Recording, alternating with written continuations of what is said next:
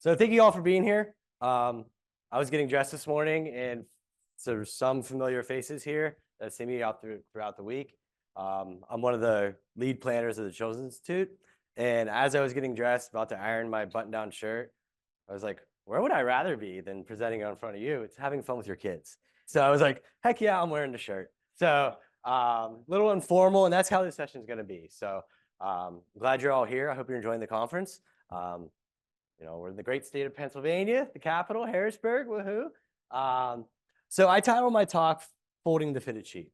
And when I did, it was because they asked me to present on this topic. They said, can you present a parent-friendly talk? And my initial thought was, I don't have a kid with autism. How am I going to present in front of all you that are here? And your reality is so much different from mine. And then I started Googling, ideas and titles and being creative. And I said, there was a saying, parenting is like folding a fitted sheet. No one really knows how to do it, but you figure it out anyways, right? And as I was thinking about it, I watched a video once, and it was like on Facebook or something. I don't remember what it was. And it was like a tutorial on how to do a bit of folded sheet. And I went and tried it, and it failed miserably. And I was thinking, that's what happens in these conferences a lot. You guys as attendees are here to learn, and you watch people with videos who are really good and trained their entire lives to show you these procedures, and it looks great. And then you go ahead and try it on your own, and it fails miserably. Or if it goes great, I don't know. In my case, whenever I watch a video to do something, I usually don't do it right. So how I'm going to kind of structure this talk is I'm going to show you things I did with my own kids. I'm a board certified behavior analyst. I've been doing this job for about 10 years. I've been doing it longer than that in other positions, but I've tried everything that I'm going to show you guys today, and I'm going to tell you how I screwed them up. So hopefully it's not like the normal talks where what you see is usually take 10 or 11 of a video when they're showing a procedure. I'm going to show you guys and tell you the stories behind those takes where it didn't work out. So it's going to be fun. If you have questions, just shout. If you have kids at the Children's Institute, I hope they're having a good time. Like I said, what I like about this job is having fun with kids, not really talking in front of a group of people. So bear with me and let's have some fun. So see if the clicker works. Clicker doesn't work. Am I too far? I'll tell you on the other screen. Clicker is not working. Well, we could use the mouse. There we go. So who am I? I'm Tom. Nice to meet you all. I know some familiar faces in the audience. Like I said, I'm an educational consultant with Patton in the Autism Initiative for about 10 years. And whoop, there's my email if you need it. But it's also going to be at the end of the presentation. So I graduated from the University of Pittsburgh at Greensburg for my bachelor's, and then the University of Pittsburgh main campus for my master's. Born and raised in Pittsburgh, the best city in this great state. Woohoo! Hail to Pitt, go Steelers. Let's go Bucks. Let's go Pens, right? Sorry, all the Penn Staters and Philly crew out here, but you're just gonna have to deal with that. So it works now. Thank you, Natalie. So like I said, we often see these like life hack videos or presentations, and we go ahead and we try it, and it never works. I am famous for trying to do, I don't know how the light works here, but home improvement projects. I'm always Googling and YouTubing videos, and then 4 hours later and 3 trips to Lowe's later, I still haven't figured it out. And it looks so easy in the video. I just fixed a faucet the other day, and I started at 8 o'clock. My wife was like, we're really doing this at 8 o'clock? I was like, it's going to be easy. Then we got in a fight around 10 o'clock because my kids needed to take a shower, and I still had the water off in the house. So, but cooking, household chores, we see these things, they look so easy. Same with presentations. You go to a conference like this and you see someone do some type of procedure and you're like, that is great. But then you go ahead and try it, it never works out. So my goal is to try to prevent that from happening today. As you see here with our lady making popcorn, go ahead and try it. I didn't, but I assume it's not going to be as clean and nice as her. So I was going to actually try this theory out that I have, that watching a video once and then going and try it would work. But unfortunately, I left my fitted sheet in Pittsburgh. So we're going to skip it, and I want to make sure we get enough time for the actual content. So my story. This is me and my wife, and these are my two kids, MJ and Cooper. You will be seeing a lot of videos of them. I wanted to show you who we're talking about because I can only speak to my experience as a parent. I don't know what your guys' reality is. Mine is I have a 4-year-old named Cooper and a 9-year-old named MJ. I didn't think about the age for a second. And this is me and my wife. We've been married about 10 years. Whenever I was approached about doing this talk, and I initially said I was a little hesitant because I don't have a child with autism or any other developmental delays or anything. And I was hesitant. My coworker Joe Lynn said, Tom, I know you've tried these procedures and it doesn't matter if they have autism or not because you're a parent and parenting is somewhat universal. We all have our own little experiences, but it's tough. So she said, go ahead, tell your story. And there's my kids and my wife. She approved the picture because I said, I'm going to show a picture of you. So I'm allowed to show it. And then all the videos and pictures you will see, they're of my own kids. So if you want to record something or something like that, I'm totally fine sharing video and stuff like that.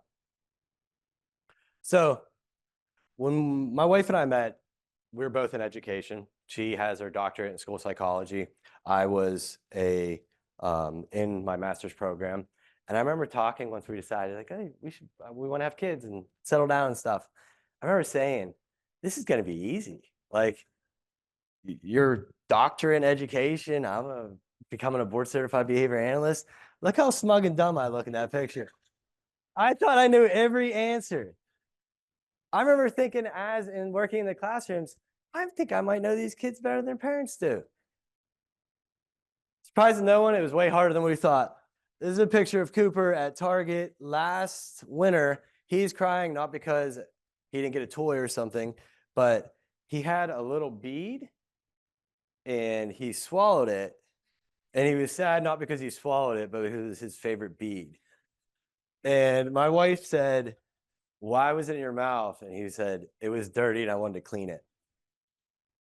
He's in his pajamas and his picture was taken around 6 o'clock at night. So that's what parenting is like, right? Sometimes you got to run to Target when you're not ready and your kids are still in pajamas and it's messy and dirty and you have to do it because that's what we do as parents, right? We just do it. So like I said, I'm going to structure this presentation by outlining some interventions that you can do in the home, school, community settings, how to implement, and then how I screwed them up, and then videos and stories along the way. So I hope you guys enjoy it. And at any point, if you have questions or anything, please just shout. I was checking on the time. So a word of caution, I'm going to talk a little bit about problem behavior, but I'm not going to talk about what to do exactly when problem behavior is occurring. And the reason behind that is every kid is so different. I'm talking in front of, I don't know, I'm going to tell my wife 10,000 people today. And every one of your kids, and especially the ones that I've met over at the school this week, they're all so different. So I can't say do this when this is happening because I don't know the context that it's happening. I don't know their learning history. I don't know all the stuff that you guys know about your kids. So I'm going to kind of speak in generalities when it comes to problem behavior. But I'm going to focus more on things you can do in the home to kind of prevent that problem behavior from occurring. Sound good? Any questions? Anybody want to leave now? You're more than welcome. Expectations versus reality. And we see this and we all have social media and stuff now, right? And we see everybody's perfect life. And we see the kids at the zoo and stuff like that. What you didn't see was the tantrums that happened on the way. You don't see the kid having a meltdown because they wanted a koala stuffed animal. You see this, you see the car trip.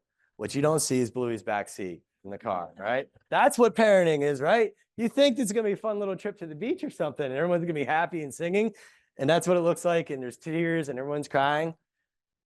I do this for a profession. I teach teachers how to do these procedures. As a parent, I've yelled at my kids. I have cried. I've said, I don't know what to do.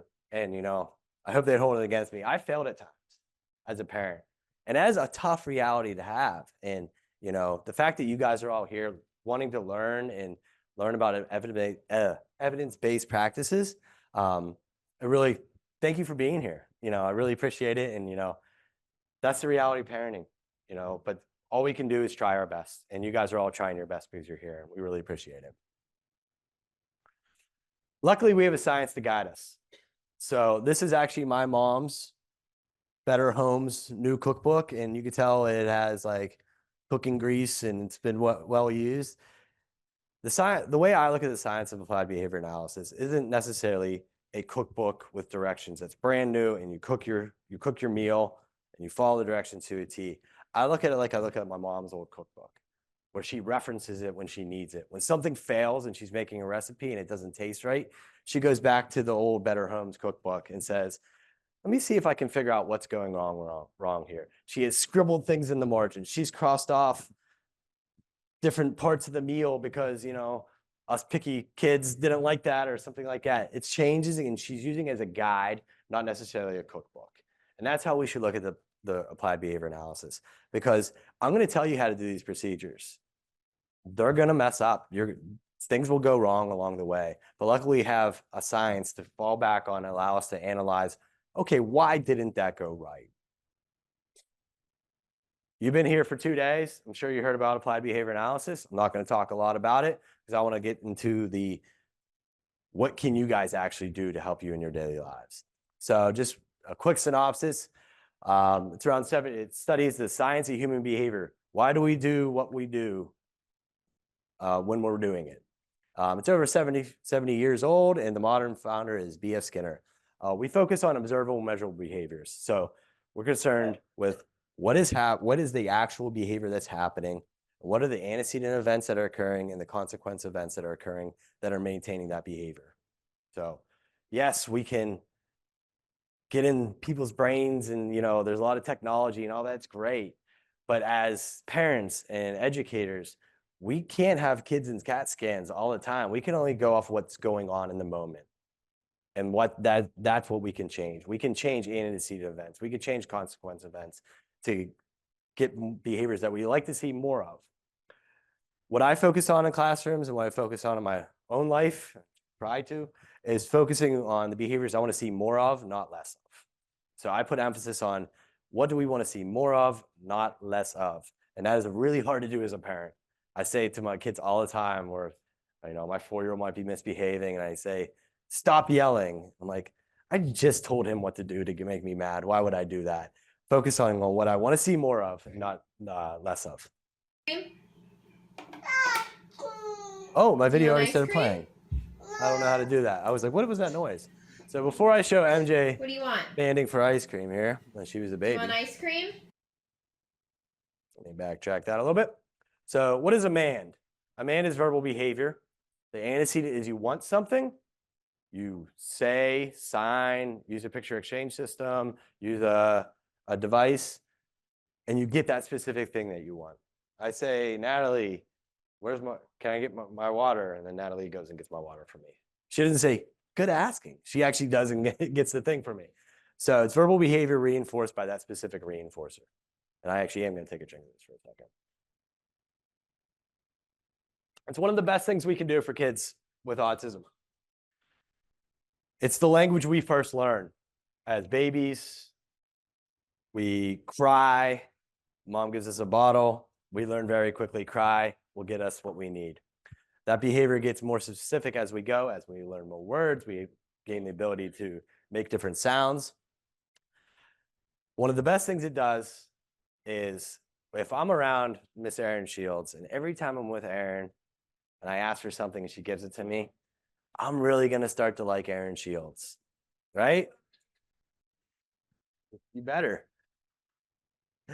Especially in schools, because our kids don't know these teachers. They're coming to them, they're experiencing for the first time. You guys know your kids. They've been around you. They love you. But new people, we have to learn to like them. So one of the ways we can do that through man training. I'm going to tell you guys a little bit how to do it. This is a picture of my daughter's first mand. It's ice cream. And it's the biggest ice cream cone in the world, because we were walking around Washington, D.C., and the people in front of us were eating ice cream. And out of nowhere, she said, ice cream. And I ran into the closest CVS to get her ice cream because I knew I wanted to reinforce it. She requested something using her words for the first time. This is a few weeks later. I'm going to show you a cute video.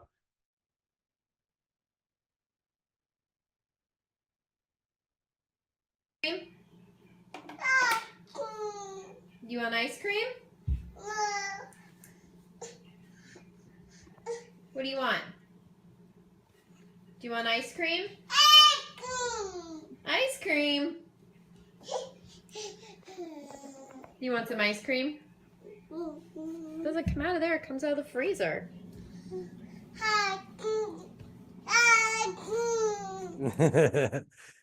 So my wife wasn't doing a great job of man training because she should have just given her the ice cream, but she was trying to record a cute video. So how we teach mans. One of the most important things you can do with man training from the jump is identify a response form.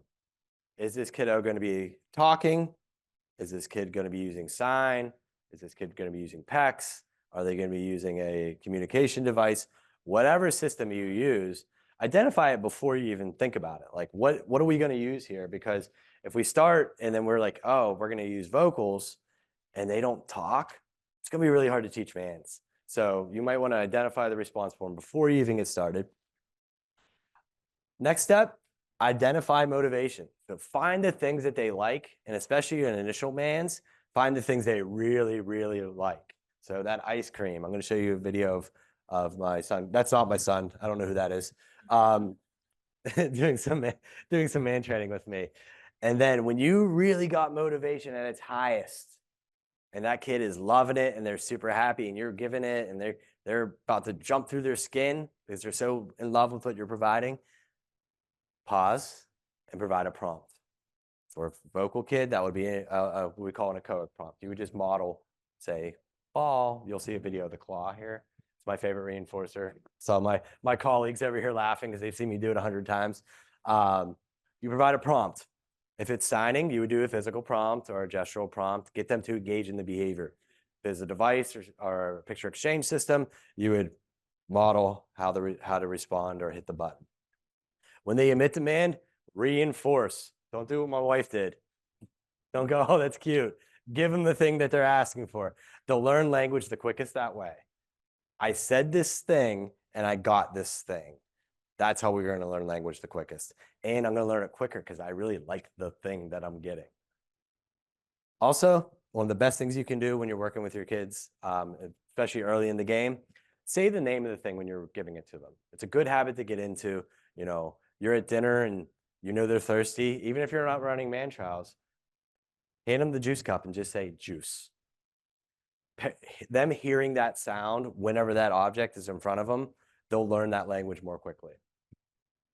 And then over time, attempt to fade those prompts. So initially you might need to prompt a lot, but over time, try to fade those prompts out. This is my favorite video. I told you this is going to be like an under the hood, real look at what happens in houses. When I recorded this video, my wife said, you couldn't have cleaned up the house first. So this is me and Cooper when he was about 1.5 years old. And like I said, he talks. Some of your kids may not, but I wanted to show this video of how to do it and the process of it. And I'll kind of talk through it at different times, so bear with me. Get you. I'm gonna get you. I'm gonna get you. Yeah. I'm gonna get you. I'm gonna get you. I'm gonna get you. And I started this, I was just having fun with them. I wasn't even thinking about recording a man video. Oh, you stinker. Get that out of your A little bit of problem behavior, that happens sometimes. You ready?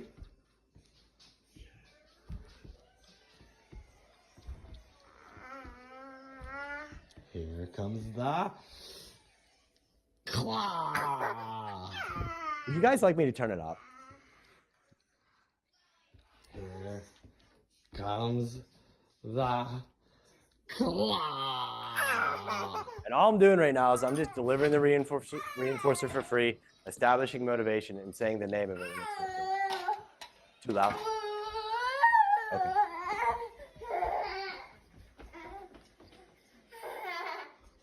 Here comes the. He's ready for it. Claw. He wasn't ready yet for the prompt, but I'm just kind of setting the stage, putting that delay in there, preparing him for it. I have to build motivation more first. Here comes the claw. Claw. And you can see motivation's really building right there. He's about to jump out of his skin. Here comes the claw. Starting to say it, right? He's never said the claw before. Car back. Don't tell my wife I'm chasing my kid around the house with a car in his mouth. You ready, Coop? Here comes the claw. That was my daughter saying it. But he started to. You can hear the sound.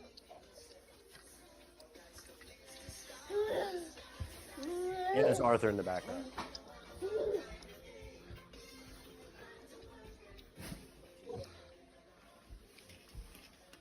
Here comes the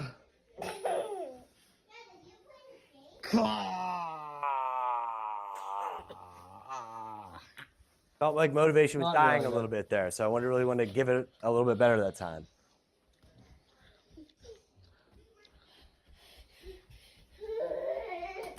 Trip on a block. You okay? Are you guys playing chase? No. Oh, that's so cute. Here comes the claw. Claw. And he nailed it. All right. So over time, I would fade those prompts, but I like that. You won't believe how old this couple is. Excuse me? I ask people who are in really good shape what kind of diets they're Michael. on. Do you mind if I ask what types of food you usually eat? All right. I don't know what's happening right now. How do I get off full screen? All right, we're back. I mean, we can watch that dog video if you all want. No, we're good. So I was at the right time to teach my son vocal mands at that point. Some of your kids might not be. So there's another quick video I have of it. What you can do, there's other types of mand responses that you can teach. Yes, please.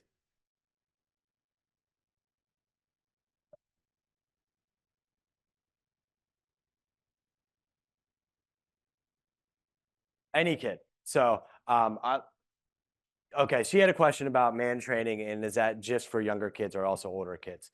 So, in our classrooms, we often teach mand training to adults, to adult kids that are 18, 19 years old. It may look different than what we're doing here, but the self-advocacy that's involved in mand training, they're getting prepared for a job, and like I said, nothing works the way it's supposed to work. And say you're working at a coffee shop and all of a sudden there's no stirs. And if you don't know how to request in that moment, then you're going to struggle at your job. There was a young man that I worked with he was 21. He was just about to graduate. And it was a sad case that he had no mands. And we knew he was going to go live in a group home. So the mand we taught him was Thomas. And then we also taught him, because he loved Thomas the Train.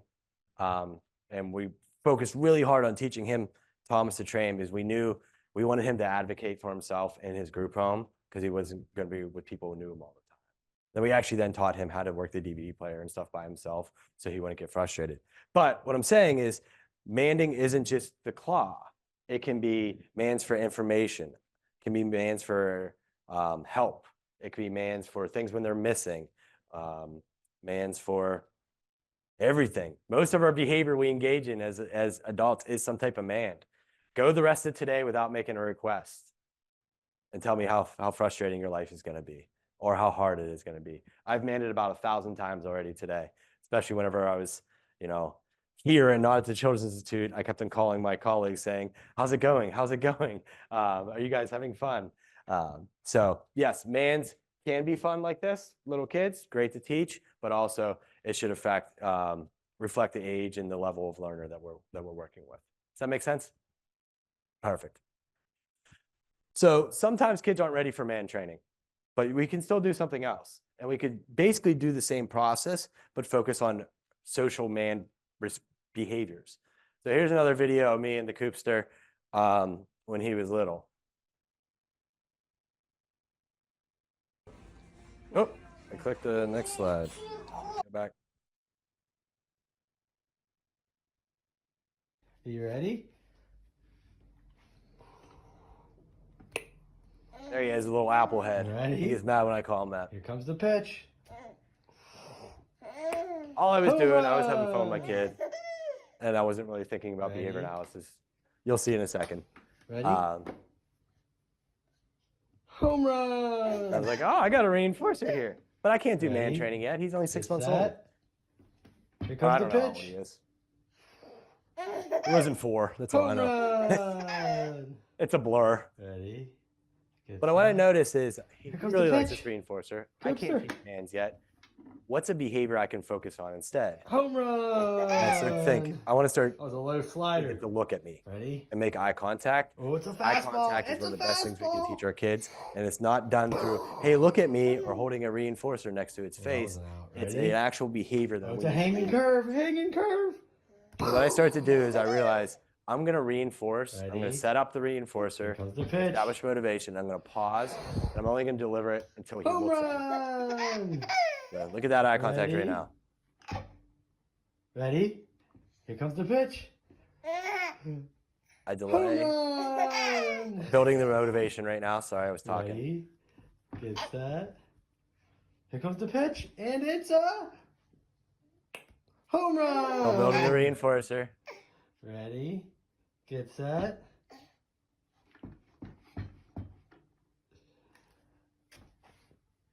Home run! I felt like motivation was dying a little bit, so I wanted to Oh, just another freely pitch. deliver it.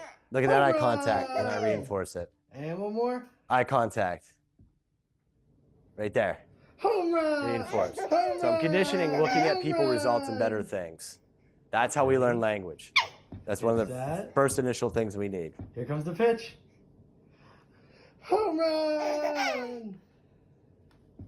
Ready? Initially, he wasn't looking. He wasn't comes looking the at my pitch. eyes. And now you'll see. Oh. Santa, here comes the pitch. Ready? Here comes the pitch. Oh, home run! And we don't need to watch this whole Super video. I duper. think you guys got it. But Here comes the pitch. Get ready. Get ready. Here it comes. look at those eyes. Home Glued run! on me. Initially, when he started, he was looking at the reinforcer and not me. But because I'm associating reinforcement with eye Who's contact, ready to eye hatch contact some increase. cool pets? Sounds good. Click here to make your very own monster on Adapted Mind, And that's the where drawback of using monsters YouTube. teach you math. Oh my, that Today, my daughter Salish flies to Texas to surprise. So we work for PATN, which stands for the Pennsylvania Training and Technical Assistance Network. Does not mean we're good at technology, so bear with me. Some of the lessons I learned. So say the name of things when you're playing and delivering with your child. One of the best things you can do. It can be physically tasking. Sometimes our kids really like that physical kind of play and stuff like that. You know, when I'm in classrooms teaching teachers this and say, hey, start wearing sneakers. You're going to be sweaty. You're going to be gross by the end of the day. And that's okay, because that's what it takes to kind of get this going for our kiddos sometimes. It can get overly silly. I've learned that lesson where I'm running around the house playing with my kids, and then it's time to go do something else. And they're like, you just swept the rug out from under their feet. So be ready for when that happens. Here's a picture of Cooper. We taught my son to sign for iPad. I made it up. I don't know what it is, but he liked the iPad, and then he would yell at us, and we were like, all right, I need to teach a more appropriate behavior. So I taught him iPad. Then one day my mom was watching him and called me and said, he keeps on touching the side of his face. I have no idea, is he an ear infection or something like that? And I was like, oh, no, I taught him the sign for iPad. So make sure everybody knows, if you're using an alternative communication system, if you're using PECs, that people know where the PECs are, that the board follows the kid or the device goes with the kid wherever they need to go. And then eventually they will turn into little man monsters, and that's okay. Our focus when we're doing early man training is getting them the request, not necessarily learning how to wait and stuff. That will come later in the game. Oop. Importance of engagement. You guys can fill in the blank, but idle hands, they're never good in my family, all right? We know that whenever our kids are playing somewhere in the house and it gets quiet, something bad's happening. Like this day. My wife and I were working on painting a different room. And we came out. What'd you make, buddy? What is this?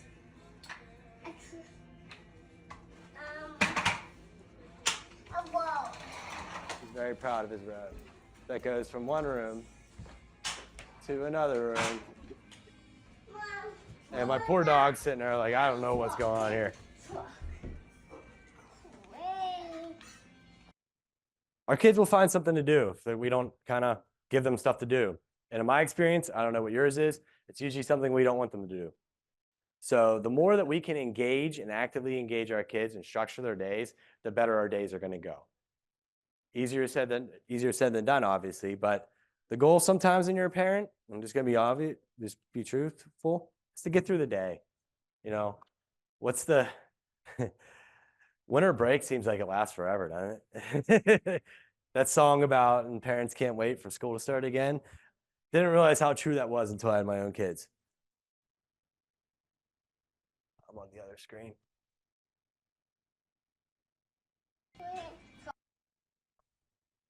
But the cool thing about structuring our day, engaging our kids, is we provide context for social interaction. I'm a big believer in this. I don't know if everybody is in the field, but I believe in order to have social interaction, you need to have social context.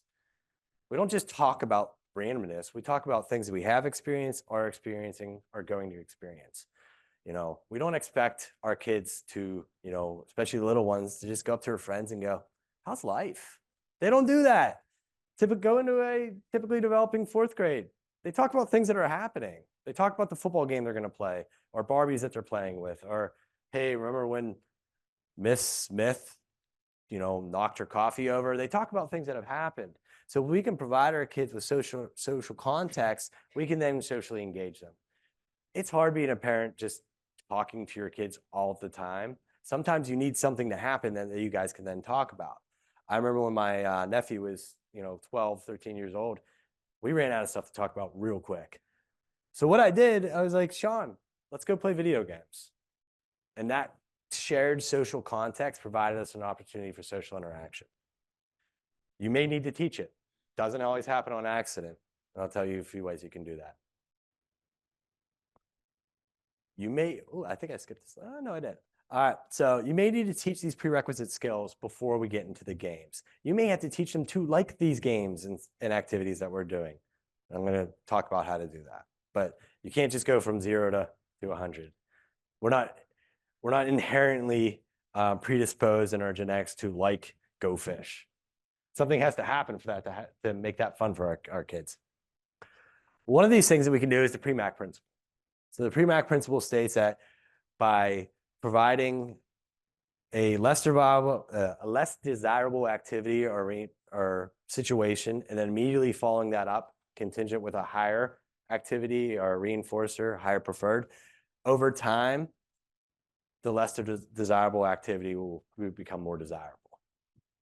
So I have daddy's in charge there. All right. This is one of the days daddy's in charge. All right.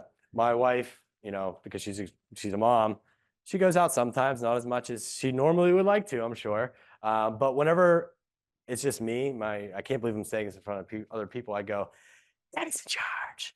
And one of the things she always comments is when she comes home, she's like, the house is really clean. And it's because when I'm by myself with the kids, I cannot stand like a bunch of clutter and stuff like that. It's not always like that. It's just when my wife leaves. And I take advantage of the pre-Mac principle. My kids now know that because I'm in charge and I'm like, what the heck do I do by myself with these kids? I always try to plan some fun thing. This is us making slimes. They both had to take a really long bath afterwards. But they clean the house, no problem, because they've learned when daddy's in charge. We're going to do something less fun, but it's going to be followed up by more fun. And then we usually don't have issues. That's not always the case. A lot of times I ask my kids to clean up and they stare at me like, okay. But they know under these specific contexts, I've taken advantage of the pre-Mac principle. We need to teach these play skills and activities. So whenever, I'm going to tell a few stories here. So one is, it's called Let's Buy a Cat. I went golfing with my friends one day. I came home and asked my wife how'd it go. And this is my daughter wearing cat ears. And she said, we played Let's Buy a Cat for about 2 hours. And I said, what is Let's Buy a Cat? And she goes, I'll show you. I walk into the kitchen and she's a cat and I have to walk around to pretend that I want to buy a cat. And then I pretend to ask the lady at the register, who doesn't exist, is this cat for sale? And she goes, yes, it is. And then she buys the cat, rinse and repeat for about 2 hours. And I said, okay, we're getting to the age where we need to start structuring our day. We can't play pretend anymore. My wife, you know, I'm sure some of you were like, I would love for that experience. I can only talk about my experience. She was going to be like, I don't want to even look at a cat for a few days. But what I did, I went and I found some board games and I conditioned those activities to be fun. I'm going to tell another story about I'm going to moke you in a second. But I used my enthusiasm to get her to do something else that was more structured, that wasn't just this looseness. We weren't just following my daughter around the house all day long, being like, oh, you want to do this now? You want to do this now? That makes the day really long. But coming up with a plan and having different ways to actively engage our kids will help the day go by more. Digosaurus. Well, I bring up this video. It's one of my favorite stories. We were moving, in the process of moving there when my son turned 1. So we got all these presents and we didn't even unpack them. So we got to the new house and there was this book called Digosaurus. I thought Digosaurus was a really cool book. And everybody in my family made fun of me for thinking it was such a cool book, me, my wife, and my daughter. And I turned to my wife and I said, I'm really good at getting kids to like things. This is going to be their new favorite book. And my daughter goes, no way, I don't like that book, whatever. So it didn't happen overnight. But in this book, there's construction trucks that look like dinosaurs. So the first time I tried it, I said, all right, guys, let's read Digosaurus. And my daughter was like, nope. And she walked away. And because my daughter walked away, my 1-year-old walked away. I said, okay, I got to rethink this. I need to make this fun. So I opened the book and I found one of the dinosaur construction vehicles had like a jackhammer. So all I did was I opened the book and went, rat-a-tat-tat-tat-tat. And I ran around the house pretending to jackhammer them. Here's the end result. It's now their favorite book. We've had to tape the cover a few times. All right, you guys ready? Mm-hmm. All right, Coopster, you ready? All right. What's bigger than a digger, bigger than a dinosaur? Digosaurs are bigger. Digosaurs dig with bites so big, each scoop creates a crater. Chomp!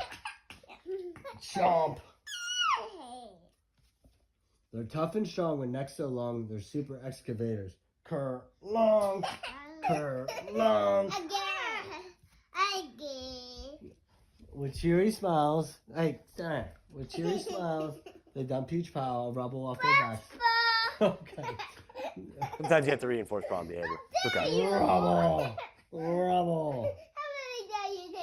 They shake around and break the ground, don't fall into the cracks. You ready? Rat-a-tat-tat-tat-tat-tat-tat. Rat-a-tat-tat-tat-tat-tat-tat. There's the rat-a-tat-tat-tat. Rat-a-tat-tat-tat-tat. Rat-a-tat-tat-tat-tat-tat. And this little girl here, Mary Jane, she hates construction trucks. Cooper, She's stand here. rainbows and unicorns, everything. It's her favorite book. And it didn't happen on accident. It's because I went through and I used applied behavior analysis and said, I can pair this less reinforcing activity with a powerful reinforcer. He walks up to me when Cooper's having a Can we read Diggersaurus? And she's 8, or she's 9 now, and she still wants to read it.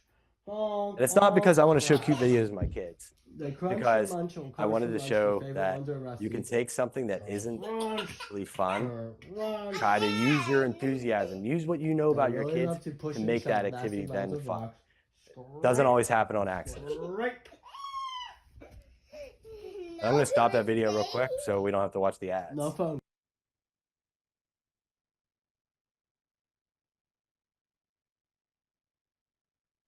This double monitor is throwing me for a loop. Last thing, going to moke you. This is how my son says, I'm going to smoke you. He's competitive, and I knew that. And the first time I tried to play Go Fish with him, he wanted nothing to do with it. So the next time I went to play Go Fish with him, I said, hey, Cooper, I'm going to smoke you, boy.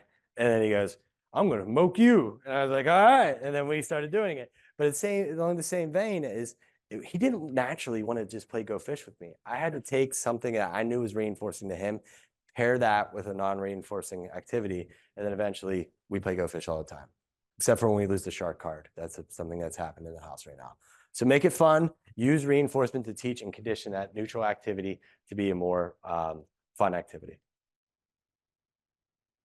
Use prompts to teach new skills. Use prompts to teach skills. So prompts are known skills used to teach new skills. We take a repertoire that kid already has and use that to expand onto a skill that they don't have. There's 2 types. There's stimulus prompts and response prompts. I'm not going to talk a lot about stimulus prompts for the sake of time, but response prompts are, you are having the kid engage in a behavior they wouldn't normally engage in by providing some sort of modeling or physical prompt for them to actually engage in the behavior. And then once they engage in it, you can reinforce it. And over time, now that behavior is occurring in a new context. In my experience, response prompts are more effective in the home than stimulus prompts. We use stimulus prompts a lot in schools and stuff like that. But one of my favorite, I'm going to pause this video real quick before we get to it.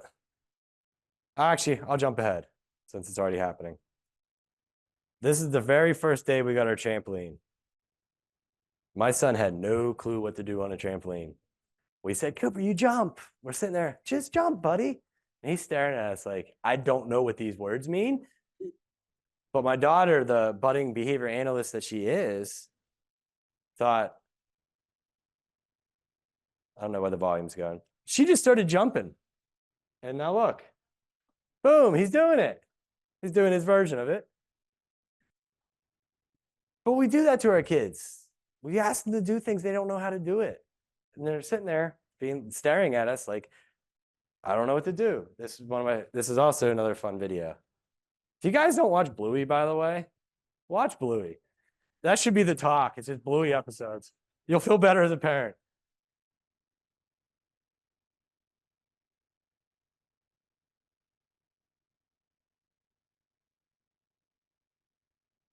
This happened last night. I know how to get it, so bear with me for it.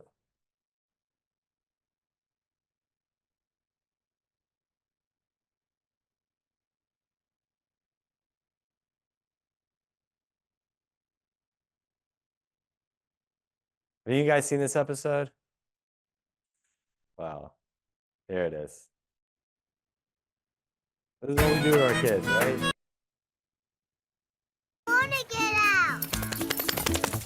Come on, Bingo. I'm cold. Well, grab your towel, kid. I didn't bring one. Just shake. I haven't learned how to shake it. Come on! No, I don't want to get out. I'm staying in the pool. I can't shake properly. Because she doesn't know how. Candace, the best dad in the world, but he didn't know how to prompt effectively, right? Use behavioral skill sets that we know our kids have to teach them new skills. We do this so much. Another story about using prompts. I remember the first time I taught my daughter how to swing, and we were at the playground. There's my clicker. I don't have a video of this, but we were at the playground, and I was telling her how to swing. And I was like, well, you lean back, and then you lean forward. And I wasn't modeling. I was just kind of explaining it. And she started doing what Bluey did, just kind of like shaking around. She didn't understand the words that I was using. That skill set wasn't didn't make sense to her. But I'm sitting there trying to like say it differently. I'm like, well, you lean real far back. And she's not getting it. And she's like literally shaking on the swing. And then I thought of things like, I teach kids, I should know how to do this. I sat down in the swing next to her and I stopped talking. I said, do what I do. And I leaned back and she did it. And then I leaned forward and she did it. The verbal prompting I was doing was completely ineffective. I knew that she had a good imitation repertoire and she could imitate what I was doing. And a few time later, she was swinging. So teach new skills. So one of the ways we can keep our kids engaged through the house is keeping them busy, right? It's a long day, especially summer, right? We're all sitting there like, as parents, like, is it August 20th yet? And we're sitting there trying to fill our day. You know, my wife and I are both in education. She's off all summer. I work from home in the summer. And we're sitting there like days like, it is only 10 o'clock. What are we going to do the rest of the day? Keeping our kids engaged by teaching them new skills. So we can do different types of chaining procedures. And what a chain of behavior is, it accounts for a large behavioral event. So if you saw me washing my hands and I asked you, what behavior am I doing? You would say washing hands. But if you actually think about it, there's a lot of behaviors that occur in washing hands. First, I walk to the sink. That's one behavior. Then I look. That's a second behavior. I reach to turn on the hot water. That's third behavior. I reach for the soap. That's fourth behavior. Push the soap down. That's fifth behavior. You can see how these add up. It's what we call a stimulus response chain. How we can teach these complex behaviors is through chaining procedures. And the first is forward chaining, there's backward chaining, and total task training. So in forward chaining, you allow the learner, I'm just going to say learner, or kid in this case, to do that first response in the chain independently, prompting as necessary. And then the rest of the steps on the chain, you kind of provide some sort of physical or gestural prompting through it. And over time, as they get better at the first one, then you start allowing more and more independence and you're working your way through the chain. Backward chaining works the opposite. You start motoring them through the whole procedure so they get that kind of, I don't know if it's the right term, but that muscle memory of how to do something. And then you allow the independent steps at the back and you work your way the other way. Total task chaining is you allow all the responses to be independent and you just prompt as necessary. It's a great way to teach kids to do things. Teach behaviors. I'm a big chore guy. They rarely get done, but in theory, I like the idea of chores. And I remember the first time I taught my kids, I did it for both the kids because I do enough in the house, I feel like. They can at least take care of the dog. And I taught them to feed the dog. And the first time I did it, I remember doing it with MJ, there was dog food everywhere. From the big Tupperware dish, it was like a trail, like Hansel and Gretel. And I said, what am I doing here? I need to provide some sort of chaining. I need to be providing prompting. So the very first day, or the second day, I was there and I provided hand over hand help for her scooping it. And then also for walking over. And then we got to the very last step, I backed off and she dumped it independently. So she was actually engaging in the behavior. And then over time, when she got her aim right with the dumping the dog food, I started backing up throughout the chain to the point where she's able to do it independent. Now, this picture was taken 2 weeks ago. Mistakes still happen. I don't feed two dogs. One of those is a water dish. All right. So mistakes will happen. Do your best when you're doing chaining procedures to avoid verbal prompting. It's really hard to do so, but verbal prompting actually is harder to fade prompts versus a physical or gestural prompt. It sounds weird, but in all our experiences in the field tell us try to avoid verbal prompting. You can say it's time to feed the dog, but don't coach them then through it. Do the physical or gestural prompts. They'll more independently learn the skill.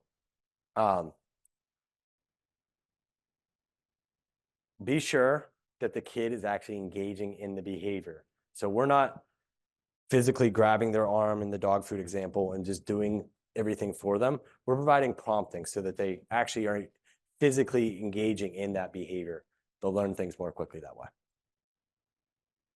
I'm going to start talking fast because I don't want to run out of time.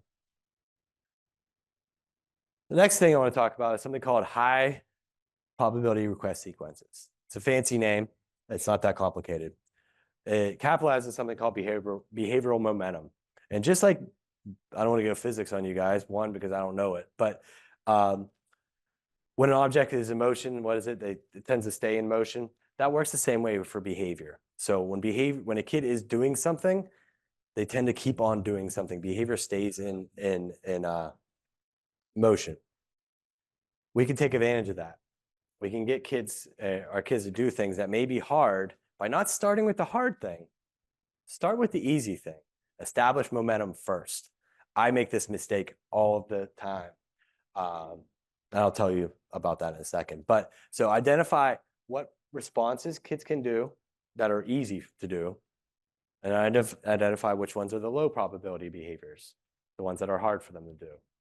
And you start by presenting a series of high P requests. So I'm just going to ruin the story. I made a chore chart for my daughter when she was like 4 years old. And I put feed the dog, pick up the shoes, clean up the toys, and put her clothes away. For some reason, there's always clothes just around. And first day, I was like, we got this. I got a really good reinforcer. She's going to earn something. And I started like an idiot. Let's clean up the toys. And she just walked away from me. I should have started with feed the dog. That's the fun, easy one first. Next day, I said, hey, let's feed the dog. She's like, yeah, that sounds great. Feed the dog. I'm like, hey, you know what? There's only one cup over there. Let's put that away. She did that. Now we're moving. Till the end, when I got to clean up the toys, behavior was already so in motion at that point. She cleaned up those toys, no problem. Now, doesn't have to be big sets of behavior. It can be smaller sets too. It can be as simple as touch your nose, touch your ears, and building momentum that way to build up a response. When you do it, just be wary of a too big of a jump in response effort. If I'm going, touch your nose, touch your ears, now run a mile, that's not going to work, all right? We have to build up that momentum, right? Start with those high probability requests. So start easy. Small, quick tasks to start. And be wary that reinforcement doesn't stall your momentum. So if you say, touch your nose or feed the dog, here's a 5-minute break on the iPad, you're starting over again. Your momentum's broke. So try to do quick bouts of reinforcement if you need. Some kids don't even need it, but if you need it, quick, really good job. Here's a claw or here's a head squeeze or something, and then move on to the next step. Don't let reinforcement kind of stall your progress. All right. These are my favorite. All right. I got a lot of stories about these, but promise reinforcers. So promise reinforcers are something, it's an antecedent intervention that establishes the future contingency. You're basically outlining a contract for the kid. This is what we're going to earn. This is what we're going to get. This is the behavior you're going to do. We do it before. The timing is really important. You present the reinforcer before you present the demand. Because if we do it opposite and we present the demand and the kid doesn't do it, and then we present the good thing that they're going to earn, what did we just teach them? Don't listen to me the first time. I'll sweeten the deal. So you want to present the promise reinforcer before you do it, before you present the demand. You don't really need to say anything. We use these in schools all the time. My colleagues are over here like, yep, they save our day all the time. You present something a kid likes, don't have to say, look here or anything like that. You just say, kind of, this is what's available. Go sit down or line up or whatever. If the kid does it, they get the thing. If they don't do it, this goes away. And you were at where you would have been anyways if you didn't use a promise reinforcer, okay? I have a lot of stories about this. Unfortunately for myself, but fortunately for my kids and my wife, I live within 15 minutes of 3 different Targets. So we cannot leave our house without my wife being like, can we just swing into Target real quick? So we spend a lot of time there. There's my kids at they name their Targets. There's lame Target, there's fancy Target, and there's Hill Target. This is fancy Target because it has the Starbucks in it. I was playing around with some promise reinforcers that day. But the first time I used a promise reinforcer, mainly with Cooper here, I presented a lollipop, and I said, be good. He didn't know what that meant. He was too little. I wasn't behavior specific enough for him for the response. said, okay, we're gonna try this again. Unfortunately, we get a lot of opportunities to learn at Target. So we would go back a different time. And I said, Cooper, don't touch anything. Thinking, I was like, I wasn't specific enough. It was too hard for him to not touch anything the entire time we were at Target. I should have said, walk with me for a few feet and then deliver the reinforcer. The task was too big. The effort was too hard. We were walking right by them. I remember somehow my wife always wants to go past the toy aisle. And I'm like, can't we just like cut down and but all right, plan ahead, have reinforcers. So I used promise reinforcers with my daughter, MJ, when she was, little at Target, and we used to use lollipops. And she would walk with me for a little bit, not engage in any problem behavior, and she'd earn the lollipop. I did it with my son the first time he actually earned the lollipop. He apparently is that bird from the Tootsie Pop commercials and went crunch. And I was like, oh no, this is supposed to last for a half hour. What am I gonna do? So that failed miserably. So when you're using promise reinforcers, make sure you got enough to last you. That's what reinforcer duration refers to. So also just make sure they want it. A reinforcer isn't valuable for a kid if there's no motivation for it. So in the case of the lollipop, and I said, hey, we're gonna walk by these toy aisles. I got this lollipop. He just went whoop and just walked right down the toy aisle because the toys were way more valuable to look at than getting the 50-cent dum-dum that comes in a bag of like 600 lollipops. Raise your hand if you heard of the token economy system. I love them, I love them, I love them. They fail a lot, a lot, a lot. So for those who don't know, token economy system, kids will earn tokens to then be traded in for a reinforcer. It allows us to still reinforce a kid, but not have a large reinforcer break. This is my daughter's token economy system during COVID. I mean, I was trying to do the laser. I think you guys can see it. Functions just like the economy. We all get a paycheck, right? For work, we do a behavior, we get our tokens. Why do we find money valuable? It's not because money is just inherently fun. It's because all the good stuff we get whenever we do use money. So we want to be able to think paycheck for our kiddos and token economy. They function just like the real economy. We want people earning money and we want people spending money, just the way we want our kids. We want our kids earning a lot of tokens and spending those tokens. If they're not spending those tokens, that's bad for the economy, right? That means what we have isn't either priced right or it's not good enough. Lessons that I learned. So novelty matters. We as creatures get bored of things. Raise your hand if you ever heard a song, you were like, that song's awesome. And then you played it a lot, and then you're like, yeah, that happens. We're in classrooms all the time, and teachers will say, oh, I'm doing a token economy system. It worked really good for the first week, and now it's like they don't care about it. And it's like, okay, then we don't have enough novel stuff in our system here that they're trading in. The other thing that I find this failed me when I initially did my first token economy system, I wasn't reinforcing enough. We went too long without reinforcing. I was doing it at the end of like 15 minutes. I should have been doing it less time-based, but more behavior-based. Okay, that's the behavior I want to see more of. I need to reinforce that specifically with a token and really build up get a lot of money going, if that makes sense. Make sure the price is right. It's a good show, but also make sure that the things we're earning aren't too cheap, but also not too expensive. We want kids to be earning the good stuff that they're earning and working hard to earn these tokens with. There's two different types of economies. There's a closed token economy and an open token economy.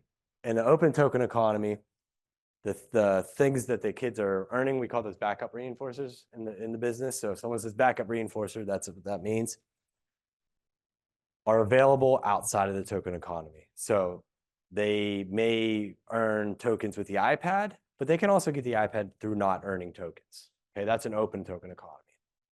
There's also a closed token economy, and that is the things that we're earning are only available through access of the token economy. Okay, so in this case, they're earning the iPad. They can't get the iPad. The only way they can access the iPad is through the token economy. During COVID, I set up a token economy and an iPad was on it. And we were like, this is easy. I got this. This is no problem. The first 2 weeks of COVID, I was like, this is great. I'm at home with my family all the time. Work hasn't figured out what the heck we're supposed to be doing yet, so it was easy. And then work figured out what we were supposed to be doing, and it got hard. And at times, you know, my wife and I are both trying to do meetings. We had a 6-month-old at the time.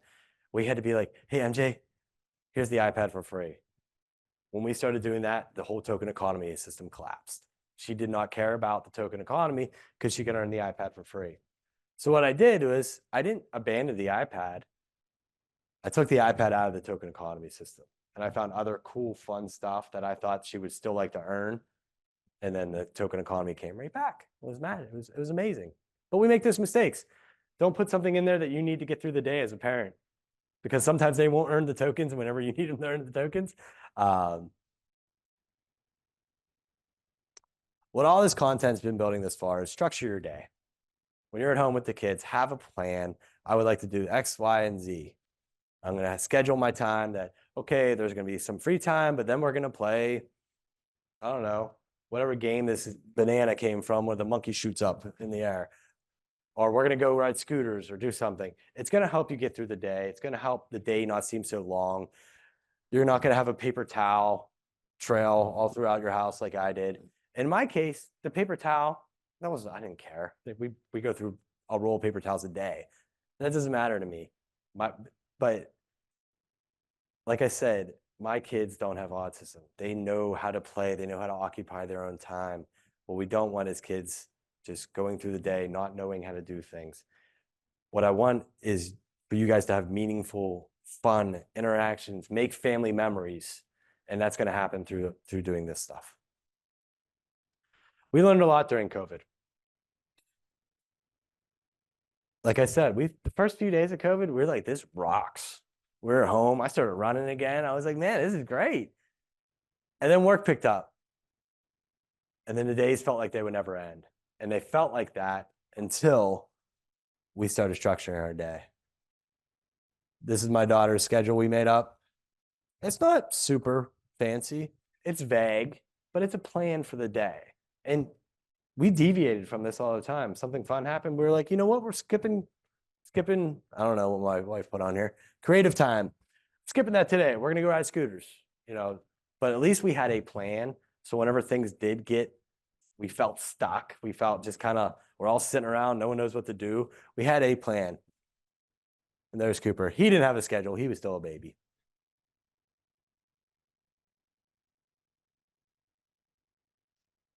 The other thing, importance of sleep and toilet training. You guys as parents do so much for your kids. It is exhausting. One thing that you can do to help make your life easier, look into sleep training and look into toilet training if they're not. It is a time saver. I never realized how much easier life is. Well, you're gonna have accidents and stuff, but you don't have to change diapers throughout the day.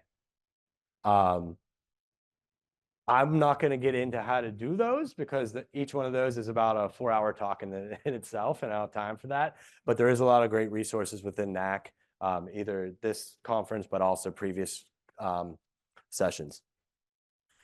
It'll make your life easier, and for your child, it's a life-changing behavior cusp. When they're going to school and they've slept, they're gonna learn more. Whenever they're going to school and eventually work, and they can toilet independently, their life trajectory is going to be completely different.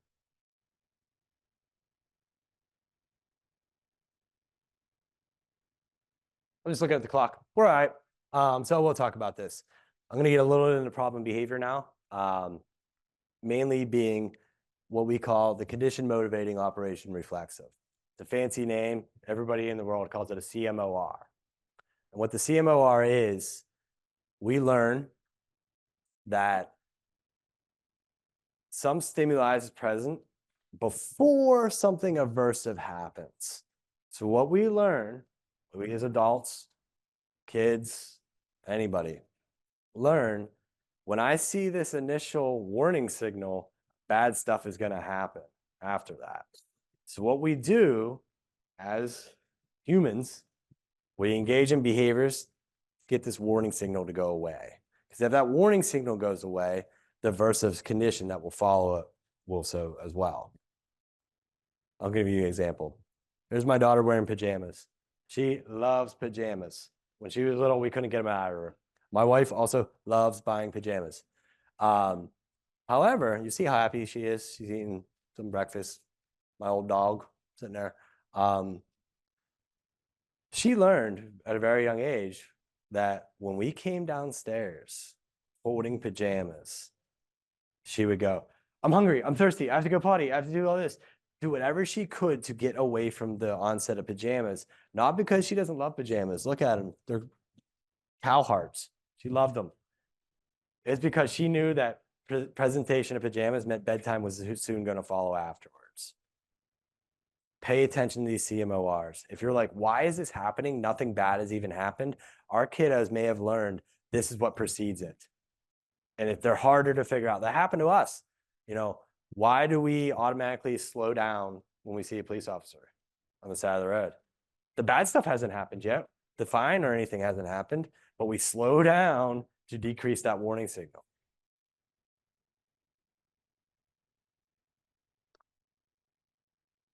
Be behavior specific. I already mentioned this, but as much as we can, when we're setting expectations for our kiddos, tell them the behavior you actually want them to engage in. Don't be vague like I was and said, be good at target. Say, I would like you to walk next to me or hold my hand, something like that. When reinforcing behaviors, be specific. You were getting this because you did this. Nice walking, here you go, here's your lollipop. Nice sharing, here you go, here's your lollipop. The one thing I will say about problem behavior when it's ongoing, during problem behavior, try to avoid talking about what you want the kid to stop doing and focus your time and energy on what you want them to do to get out of that problem behavior. Especially for those kids who like attention, where you say, no hitting when they like attention. What do we just do? We told them what to do to get our attention. That's the problem. We literally told them, this is how you're going to get attention by engaging in this behavior. So I like to focus on telling them what I would like them to do instead. Sit down, ready hands, something like that. Not focusing on the negative, but focusing on the positive. I have a few quick videos to show you guys. These are really short. But attempt to identify the why is problem behavior occurring. So what's the function? I don't know if have you guys heard about functions of problem behavior? So I filmed these videos. No one was harmed in the making of them a few years ago for a presentation. I swear. All right, there's the first video.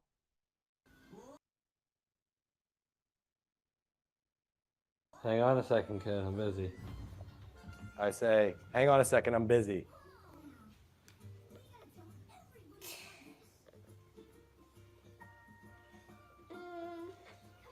I will tell you. I'm busy, honey, just wait.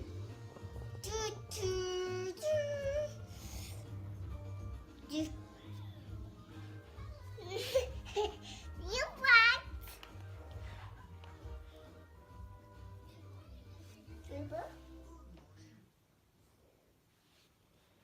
Try my pass here. I'm busy right now, MJ. Hang on a second. I never Stabs me in the hear stomach with a it. stick. What's the function? Attention. All right, I was ignoring her. She engaged in behavior to get my attention.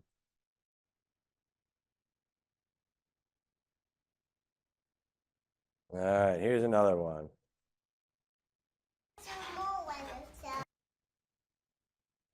This is the one I felt a little bad about doing, but it's a good video.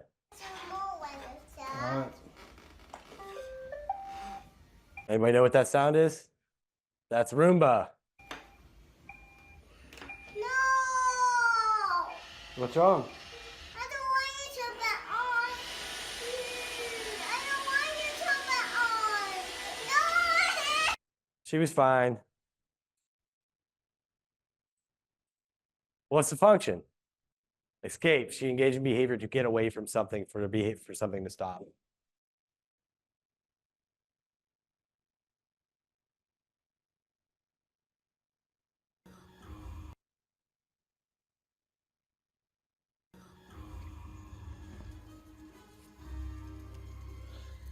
Hey MJ, I think I'm gonna watch the hockey game, okay? No.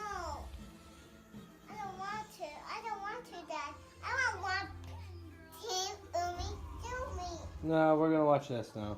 No, I don't want to. No, no, no. I don't know why or what was happening that day with that stick, but with you. What are we playing? apparently that was a very strong reinforcer. We're playing construction site. Okay, There you go. Oh, we're still playing in the background.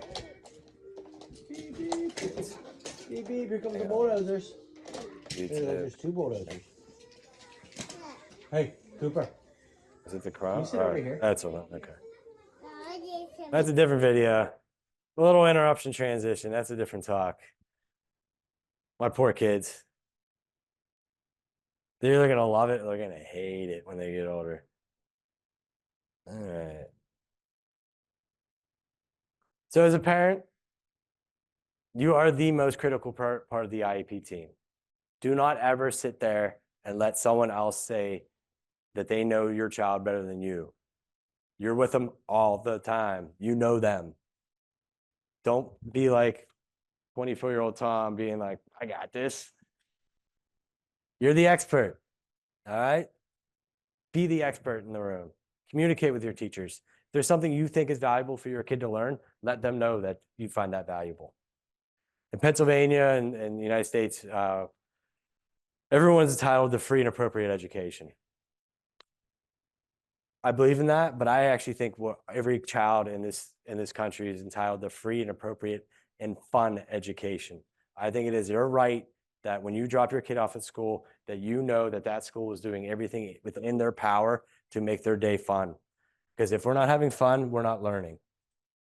Share that information with your teachers. They should be doing whatever they can to make sure that your student is learning under the right conditions. It is hard to learn if you're not having fun. That's why I tell stories and make jokes. Hopefully that is fun. I'm going to tell a quick story. Last year, my daughter started struggling on reading, and she had reading homework every night, and we would sit down and do her reading, and it was getting hard. Second grade gets hard. I'll tell you that. I have to Google a lot of stuff about like grammar, but I was doing reading with her. She was getting frustrated. I was getting frustrated. I said, MJ, just read the story. And she's getting frustrated. And eventually she just started bawling. And she said, Dad, I don't like school anymore. I almost lost it. I get choked up thinking about it. I am a board certified behavior analyst. I teach teachers how to make school fun. And I failed my own daughter on it. I forgot about reinforcement. I made the whole process slow, painstaking. We were fighting. It was just a negative experience. And that carried over to school. I had no idea that she was struggling as much as what she was. It was easy to fix. We had a parent-teacher conference, and I know my daughter. And I went up to the teacher and I said, that little girl will walk through a wall for you if every once in a while you put your arm around her and say she's doing a good job. And that's all it took. That was an easy case. That's not always going to be the case for all your lives. But what I want to say is be your kid's parent, be their advocate. You know your kids. Tell those teachers, tell those special ed directors, tell everybody what it takes to get your kid to learn. All right? Establish an evidence-based trusted network. It's a picture of my kids sitting on the dining room table because sometimes we sit on the dining room table. So when Cooper was born, so the girl on the right, Mary Jane, easiest kid in the world. We were like, this is awesome. This is great. Let's do this again. Terrible mistake. When Cooper was born, I remember texting my colleagues and they said, how's it going? And I said, I think I just got a bad baby. And they said, no, your first one was just really easy. So my colleague Ryan, who's over at the Children's Zoo today, me and him both live in Pittsburgh, and we used to drive to Erie together to consult in a classroom. He picked me up one morning. This is about 6 months after Cooper was born. And he said, I will never forget it. I can't say the actual word, but he said, "Man, you look like garbage." And I was like, yeah, I feel like it. And then our other colleague, Jolene, called while we were driving. And he's like, "We got to talk to this guy. Like, what is going on in your life?" And I was like, "He's not sleeping. He always wants to be held. We don't know what to do." And Jolene and Ryan both said, "Put the baby down." They never forget it. They were like, they said, "What does your day look like?" And I said, "Well, I go to work and I come home and my wife has been holding the baby all day. So I cook the baby. Well, she can cook dinner and then dinner's done. And then I give her the baby back so I can eat. And then I take the baby back so she can eat." And then they were like, there was 1,000 things we were doing wrong. But what my good friends did, because they knew we could talk about sleep training. They know that we could talk about a bunch of other man training. We could did a bunch of other stuff, but they picked one really good step, and it was put the baby down. That was the picture the first time I put the baby down. I sent it to them. I came home. And I told my wife, "We're doing something different today. We're putting them down." When I tell the story is it's so easy and how quickly your reality can change to be the new normal. Me and my wife were perfectly happy. That was our reality. Neither of us were sleeping. Everybody was miserable, but we were doing it because that's what we thought we had to do. But we found a trusted group of evidence-based people who knew what they were talking about, who gave us good advice. There's a lot of garbage out there in the world. There's a lot of people out there with not the best motives that are going to tell you, do this, do that, do this. I don't want to be one of those people. I want to say, find the people that you trust, vet your sources, and be careful. Take small steps, set small goals. 2 days later, he cried. We made it through it. But if I tried to eat the whole elephant in one bite, it would have failed miserably. I couldn't have done sleep training and do all this other stuff at the same time. We started something small, went from there to there. And even more of a better effect that what happened was that, yes, he learned how to sit and be by himself a little bit more, which gave us like time to breathe. But we were moving in the right direction now. We didn't feel sunk. We didn't feel lost in the shuffle every single day.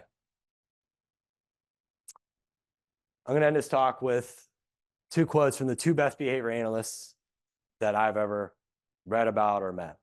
First one is by B.F. Skinner.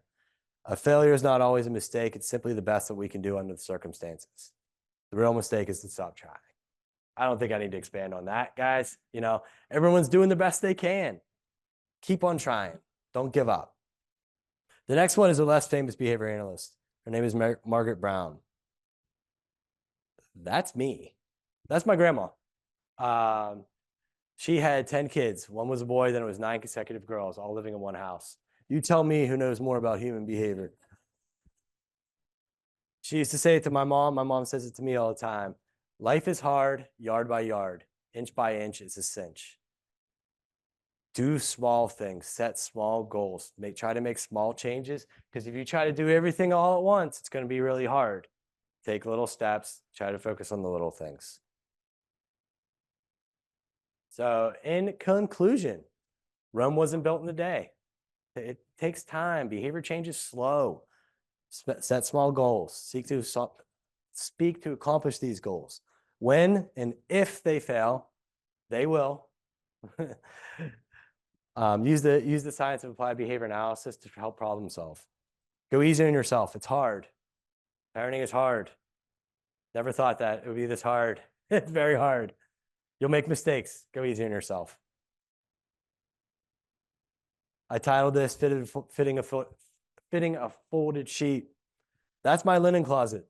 It's messy, just like parenting. All right. So thank you guys. I really hope you're enjoying NAC.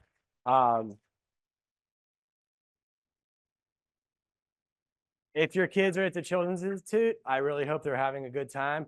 If they're not, please let me know, and I will do everything in my power to try to make that a better experience. So I'm here. If you have questions, please shoot. And my contact information, if you think of a question, feel free to email me. Thank you so much.